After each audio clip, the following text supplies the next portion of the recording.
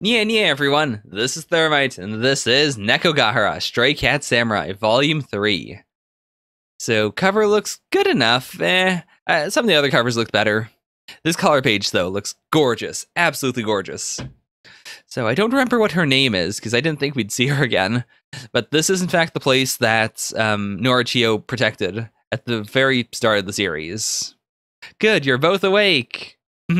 Alright. God, Amamura Short here with his, oh man, his ear is just a mess right now. Just absolutely the worst. And then we have Norachio here.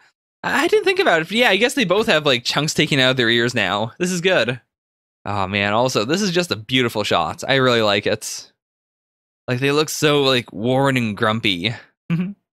Huh? Oh? Oh? What?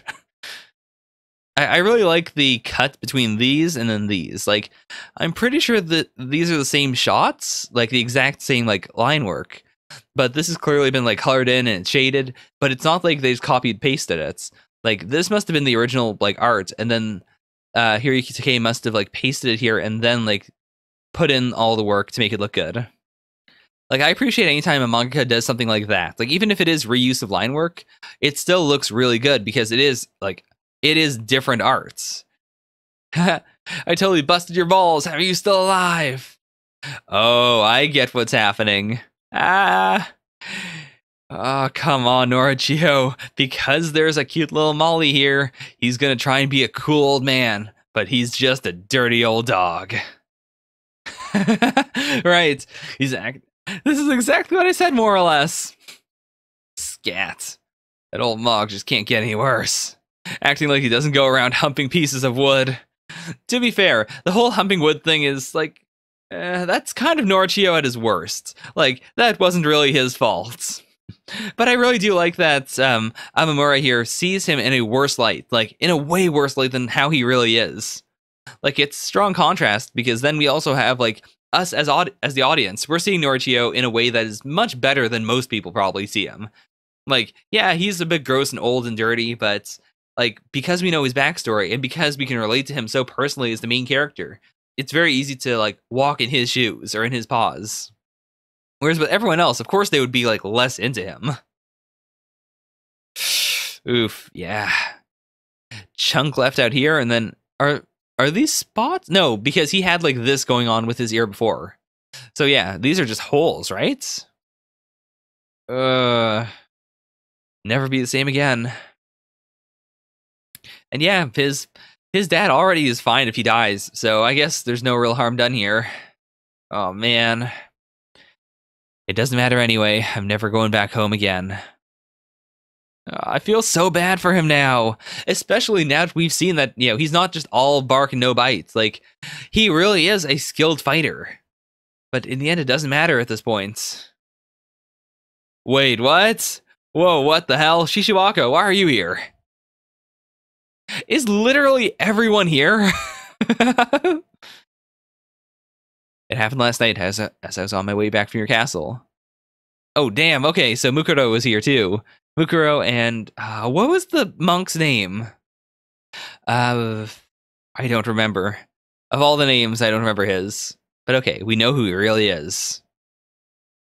The rest is up to you, Norway Shishiwaka. Oh my gosh, every time they say that, I'm going to think of Norway like the country. It was as if I were in a dream. If I could have it my way, I'd wake up to find it yesterday had all been a dream.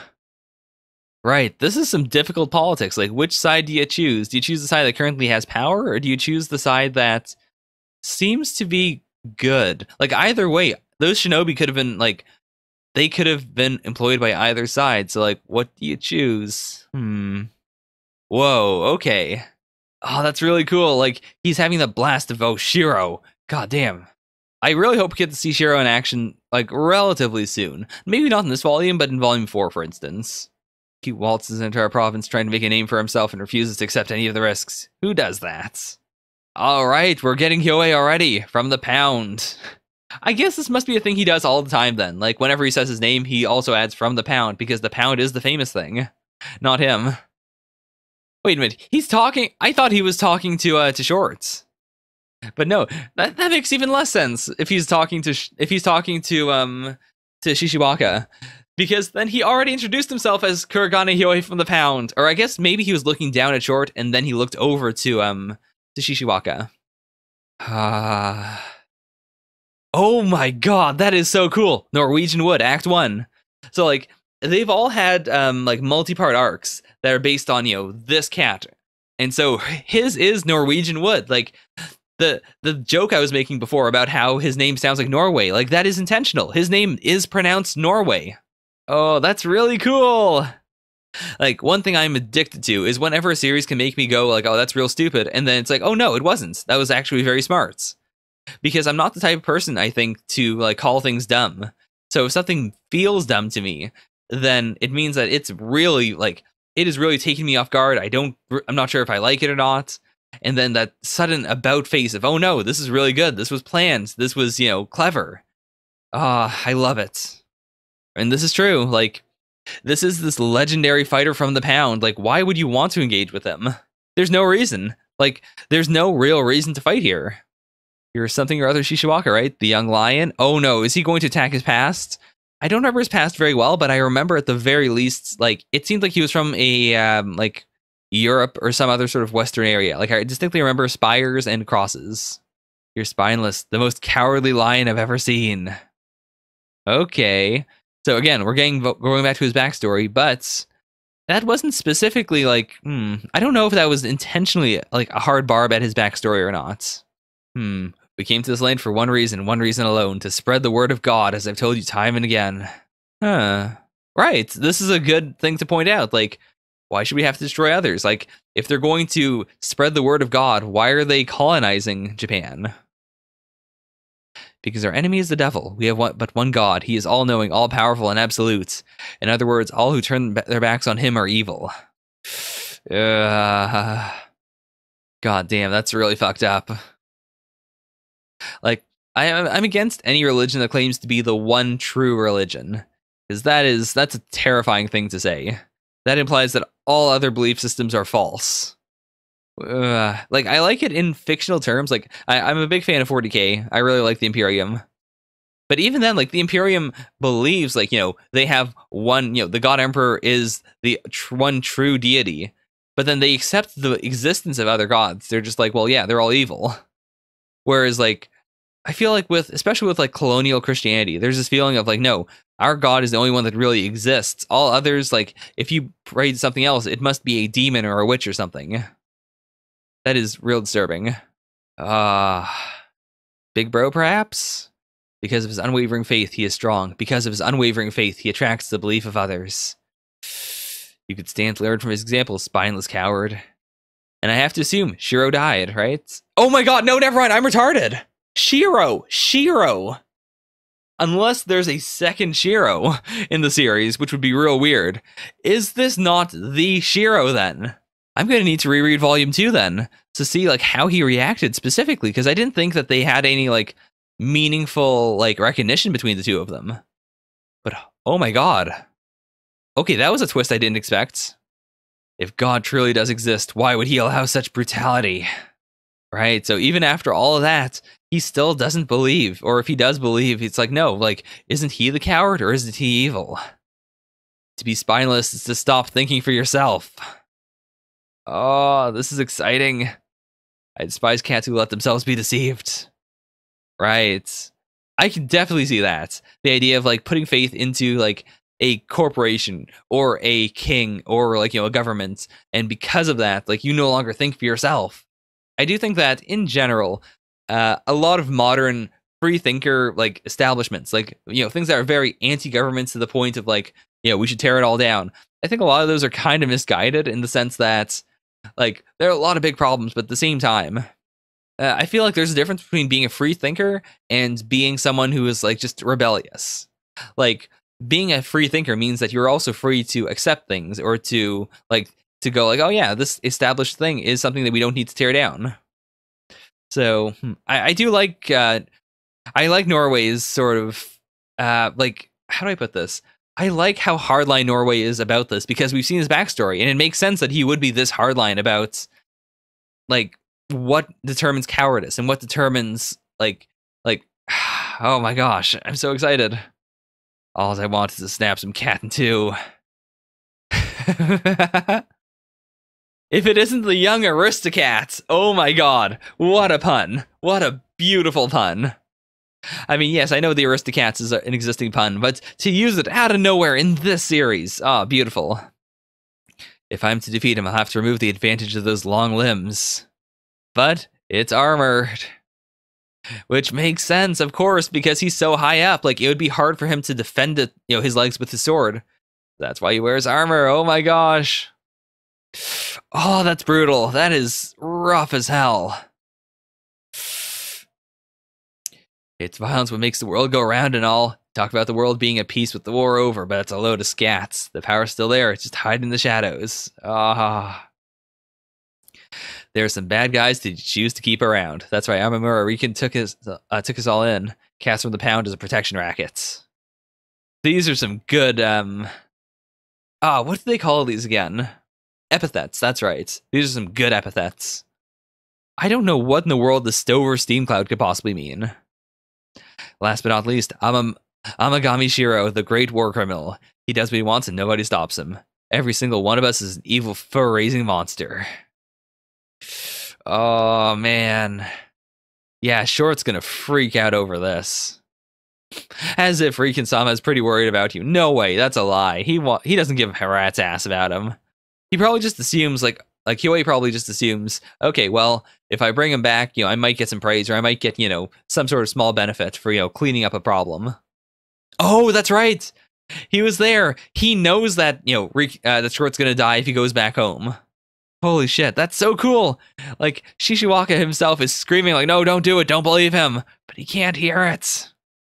Ooh, one move and he dies. That would put you in a precarious position, wouldn't it? Alright, taking a hostage. And, they all have various different understandings of what the situation is. Oh, it's so complicated, I love it.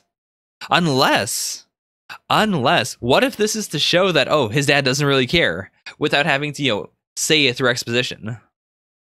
Norwegian Wood, Act 3, alright. Yeah, he's not bluffing. You can tell from the sword whether it's going to really kill or not. Trying to steal my glory, Shishiwaka-san? Ooh. Okay, yep, it's what I thought. He's trying to get Hyoei to give the delivery of, your father wants you dead. If it came from Shishiwaka himself, then Short might have just gone like, well, you could be lying. But if it's coming from someone like this, someone who has no reason to lie, then he's going to believe it. His trouble surviving the war and building his crazy huge castle, he has his own kitten dragging him down. If I were him, I'd lose it. I'm a Riken Short no Kami. Oh, man. Yep, now he knows. Now he knows. And I absolutely understand why he's so pissed off with the world. The world has not been treating him a good hand. Like, it's not been, giving him a good hand, I should say. Like, within a few days, he went from being pretty cushy and just dealing catnip, whatever, to having his life ruined and everything he knew was a lie. Like, oh god. I was playing dirty to get ahead too, but I finally figured out that makes me no better than my doggone dad. I swear I will never be like my old man. So you want to kill me? Fine, they'll kill all of you together. My dad too, with my trusty weapon. Ooh. Also, I really do like that, his weapon is, what is it called again? Kendama? It is very childlike. He's still using it in a very powerful way. He is genuinely a good fighter. But at the same time, it shows how immature he is that he uses this weapon as opposed to a sword like everyone else. It makes him different and unique, but at the same time, it shows a bit of his weakness. Okay. Norway's gonna save him, right? Yeah, you're indeed the Tom I knew you to be. Right, you dirty coward. Call me what you will, but if we're speaking truth, the masses will only be deceived by those who try to deceive them. And so call me a dirty coward as often as you like, but I need absolute authority. I must defeat Amagami Shiro. I need authority to stop him and lead cats aright. This is great. We're gonna fight the church. We're not just fighting Short's dad, we're fighting the church itself. This... Oh my god, this is so cool. Man, this inn is slowly just becoming a place where samurai come over after they've been grievously injured. This is gonna be a real bad, reputation if they end up having that reputation. Ooh, his nickname. Okay. If he's from the pound, I know you can never take him down. Don't tell me you want payback for what I did to your ass. I cannot get over that. I can't get over the idea of like cramming something up someone's ass while they're trying to shit. That is insane. Okay, they know who he really is. The monk's Littlefold, the sly old fox who's a shinobi all along. Right, we did bring up Littlefold in the past. Okay. Yeah, so now I also really like that we have a super rich kid who is like, he really is an underdog now. Or an undercat. Also, this is a really cool shot. Like, seeing the panels through his, through his hole. Like, specifically seeing the division between panels there. That's really neat. Ooh, you have enemies working for Amamura Riken, right? One enemy in particular, so they're gonna make a party, right? Let's all go to the castle right now. Oh man, this is such an Orichio thing to do. Like, just fuck it, cut right to the chase. Yeah, we could like sit around and like, build up our forces or, find a certain way to get in. But fuck it. We can put it off as long as we want, but eventually we're all gonna die. If you really want to get stronger, you choose an opponent you're serious about killing, right? So yeah, let's do it. Let's go right in. Let's just kill him right now. Oh no, he's still alive. Oh, is this the monk? Yo, Hyoe, you're as gigantic as ever. What in the world? So this is the man I assume who was like the jailer of the pound. Oh my god, it's what is his name? But yeah, he's the the cop, the one who was chasing Orichio. Oh my god. What? So even before he was like a cop, or even then, like, he might not even really be a cop. It's just, he is the pound's jailer, I assume. And he escaped, or like, he left in order to pursue some escapees. Oh man. And yeah, now he has the secrets. He's allowed to, just let normal people see who he is because he's, they wouldn't know who he really is. But if someone knows who he really is, he's got to kill him. Oh, yet another just layer on the story. All right, drop the wanted posters and make it snappy. Ooh, we've got wanted posters. Short looks worse than he usually does. Orichio honestly looks a lot better because, like, without the extra detail, he looks very young and sort of, like, smooth. Then, Short looks alright. He looks pretty good. And, like, especially because you can't really tell those are holes. Like, that looks like a good design. Okay, fair enough, fair enough. You want to kill your dad? I guess. You want to kill one of those pound cats? Yes, but how do you know? And I have a few questions for Short's old Tom. Right, so, like, as crazy as it sounds, the most direct course of action would be, like, the three of them just smashing into the castle, finding his dad, making him talk, and then killing him. Or, I guess, just making him talk, because I don't know if Short really wants to kill his dad or not. He hasn't really said anything about that. Like, he's mad at his dad for sure, and he's angry at the world, but, well, we'll see. At the very least, like, hearing his dad talk might really help, like, illuminate the world. 9 lives aren't enough to survive your company. Oh no, he's already here! He's already here! Also, I really like this shot that, like, Shishiwaka has almost no detail on him. He's just this pure white thing contrasted against our cop boy. I'm taking you in on suspicion of Tsujigiri. Oh, really? Okay, I've heard of this before. The idea of, like, oh, I've got a new sword, let's quickly kill someone to test how it works. There's that, and there's also the idea of, like, when you like finish the sword, you have to quench it in blood. So you have to like find someone, tie them up, and like stab it through them. These are some good shots. They really are. Like, I know this is supposed to make them look uglier because of like the zoom in, but at the same time, like, I think these are pretty good representations. Beautiful, absolutely beautiful. Oh my gosh, that's quite an offensive attack. I don't know why I said offensive, not offensive, but yeah, my god.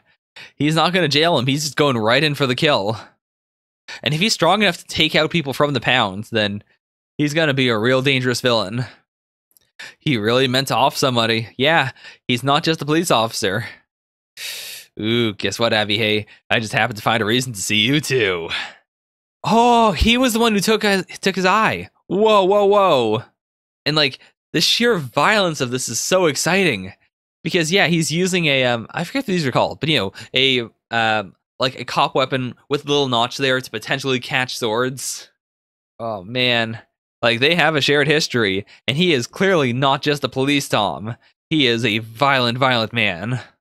Oh, I've got quite a few more tricks up my sleeves thanks to your constant running away. Blade technique, Jumanji. I don't know what that means. Sheep's clothing, unsafe cracker. Okay, so we're back to these titles as opposed to the character focused titles. Ooh, man. So he broke it. He broke his sword. The sword he got from his master. Right, Kotatsu. Oh no. The fight isn't over, you know. Oh my god. How is Norchiya going to get out of this? Like, all three of them have to fight together, sure, but even then, I don't know if they can take him. Right. Like, yeah, it's the sword that symbolizes his master, the one that he took when he went out to go save him, and he's been like traveling with it for years and years and years. The idea of losing that is terrifying. The doggone Abihei, it's like he's playing with a toy. Right. Even though he doesn't, like, he knows for a fact this is a dumb idea. He's gonna go in. He can't help himself. He has to go in. For some reason, I have an intense urge to help him. Come on. Oh, this is hard to watch. If you try to figure out who I am, you will die. Okay, so he's not just a known figure to Norchiyo. He's a known figure overall. Like, he's someone that Shishiwaka would know about. But if you know who he is, he's gonna kill you. He carries the same scent as Amagami Shiro. The same scent as Amagami Shiro from the Pound. He's from the Pound. These cats are too much for one Tom to handle. Arrest them now. So easily able to switch into cop mode. Oh my gosh. Okay. Hot springs, perhaps. Okay, so they went into a river. Aw, these poor kitties. Oh, what are they gonna do? Like, it's such a big part of who he is as a character. I have to assume they're gonna have to get reforged, but that's quite a big order. Aw. Okay, that's really cool. Like, not only that, but because the sword means a lot to him, they bothered to, pick up the sword and bring it along with them. Like, they really went out of their way to help him, and he's actually, like, recognizing that. He's actually saying thank you. Or, I'm sorry at the very least. For pity's sake, I feel like I've seen something I never should have witnessed. Yeah. It's so creepy. He's so cute and, like, normal looking that it's creepy. But our three boys are finally going to be able to just bond for a bit. All right, let's learn. Let's have Norchiyo tell his own story. Ooh, he's going to do it. Hi, Lone Kitty Part 1. Oh my gosh. Okay, we're getting it from his own perspective. I killed a person? Aww. Norchiyo. So yeah, this is right after he killed this man. Of course, I can at least save Kotatsu. I was once again a stray, implying that he wasn't, like, raised from a kitten, like, within his master's house. Like, his master found him as a stray, like, as a young stray, and then took him in. Holy shit, that is intense. Cats fear people as gods, but people fight just like cats, and they die. That's right, he was just unlucky, that's why he died. I didn't do anything wrong. Our poor boy. Okay, so this is... Oh, we're getting more young Norchiyo. I thought we were honestly going to cut away, but okay, fair enough. So he didn't have his training yet, but he still had the sword. Not this. Anything but this. Oh my god. Okay, so this is Abihei. I'll teach you how to fight on the streets. So Abihei once was his, like... I guess, like, his bancho, perhaps? Like, a gang leader, almost. So I have to assume either... Abihei, like, escaped from the Pound, or maybe he was so dangerous that, like, he was employed to look after the Pounds. Oh wow, that's a pretty big twist, though. Like, not that they knew each other, of course they did, but that he is, I assume, Norchiyo's sensei of all people. Okay. The poem was... Oh, I see. Alluded to the nursery and three little kittens. This is a fantastic translation, then. Wow. This is so smart. Right, so she's letting a little bit of her accent come through because she's just more comfortable with everyone. This is really cool. Yeah, so they chose, like, specifically, they're translating one specific dialect with the Minnesota dialect, not just with, like, typical, like, Southern speech, but specifically Minnesota. That's pretty cool. Okay, that's also really cool. Like, I do enjoy it in series where they're able to, like, work a translation into the actual texts. Like, unless it feels really weird for them to say the name multiple times, I do appreciate it. Like, in this case, it feels completely, like, normal. Like, yeah, of course, he would say the name and then say, like, what the name means. And even if I didn't know it was a translation thing, I still would have gone, like, oh, maybe in Japanese, like, he read the kanji out loud. Pot steam at the mountain pass. Okay. Really, Stofers. The Stover steam cloud. What in the world? That is that's kind of a stretch. I'm not sure if I'm okay with that. Like, I was going to say Stovers is a really strange word. Like, why would they choose that? But they chose it in order to try and, like, invoke the American brand of frozen prepared foods, Stofers. It's a reference to your name, Kimi no Nawa. It blows my mind every time I see a Kimi no Nawa reference. Because, like, it's such, like, I know it is, like, the #1 movie in Japan. Like, it is the biggest ever, like, anime movie. And it's also just one of the biggest movies ever in general. But the idea of, like, just, it feels so indie, too, because it is a Makoto Shinkai movie. And because, like, Makoto Shinkai does kind of the same story over and over again. So the idea of him doing one and people actually liking it and it becoming super popular like this, like, it weirds me out so much. It's like if a lot of people started referencing She and Her Cat, for instance. Like, that would weird me out so much. Okay. It means 10-man symbols. The mon symbol or swastika is a religious symbol in Buddhism. Right. Okay, the jite means 10 hands. All right. Because, yeah, the first thing I thought of was, of course, the movie. Chitter, chitter, chitter. So this was specifically the sound of the higurashi. All right, so that was Nekogahara, Volume 3.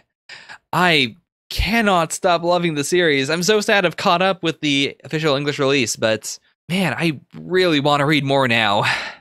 I like that we have, like, we're, like, shaping up to have an actual goal. Like, we're gonna storm the castle eventually, but at the same time, it's not too linear. Like, we learned way more about Norway than I thought we would. And we have this additional aspect of, like, yeah, well, we need to see, like, he needs to eventually fight Shiro. And we need to learn more about the islands in general. Like, I imagine the High Lone Kitty arc is going to continue into Volume 2, obviously.